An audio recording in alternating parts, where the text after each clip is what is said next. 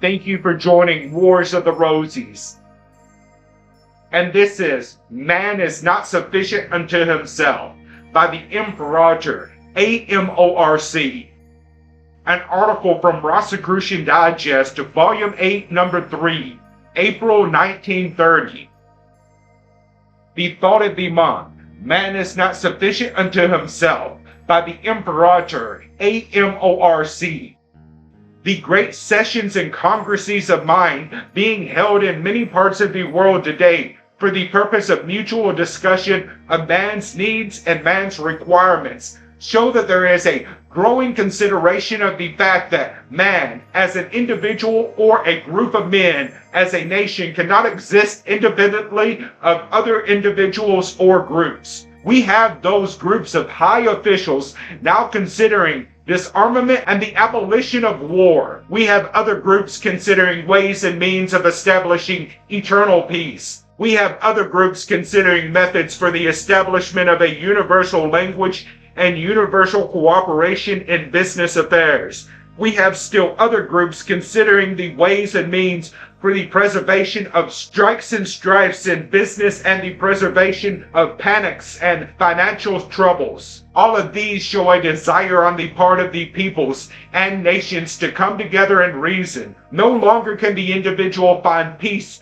security, prosperity, and happiness without due consideration for the peace, happiness, and prosperity of others. We are reminded of the phrase in the popular song, I want to be happy, but I can't be unless you are happy too. All that man possesses today in the enjoyment of life and liberty is the result of the heritage passed on to him by those who have preceded him and who taught of the future generations, or is the results of other peoples and other nations at the present time, thinking of those beyond their political and racial lines. The universal brotherhood of man is gradually accumulating strength, power, and most important of all, recognition. Where religion has failed to unite nations and races into one universal brotherhood, science will show the way and cosmic illumination will inspire the action. Since the announcement of the Cathedral of the Soul in the passages of this magazine, we have heard from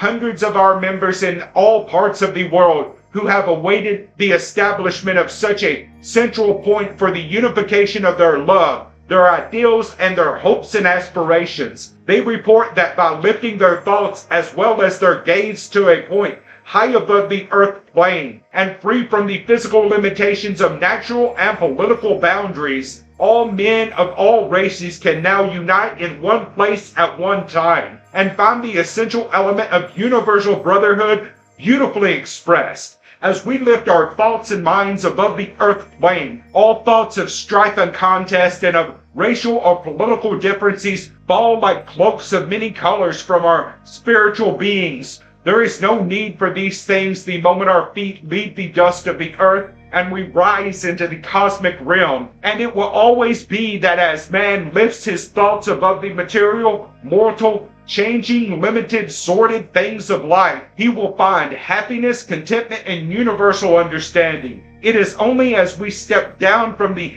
mountain heights into the quagmires of the earth, into the valleys, that we find the divisions that separate love and peace and reveal their shadows of hate and strife. In the cosmic, we find that we are all one and of the same God, of the same soul and of the same mind. In the Cathedral of the Soul, our members report that they find music, inspiration, laughter, peace, happiness, and a vitalizing power that brings health and energy. Many letters have come to my desk showing that just one contact at a communion in the cathedral has caused a long-standing illness to leave the body, not to return. Others have reported that unpleasant conditions in the home have been changed as if by magic through one contact with the cathedral. Others have met there the masters and the great teachers, while others have found illumination and an answer to problems that could not come in any other way. As these congresses lift their gaze above these sordid things of life and carry their problems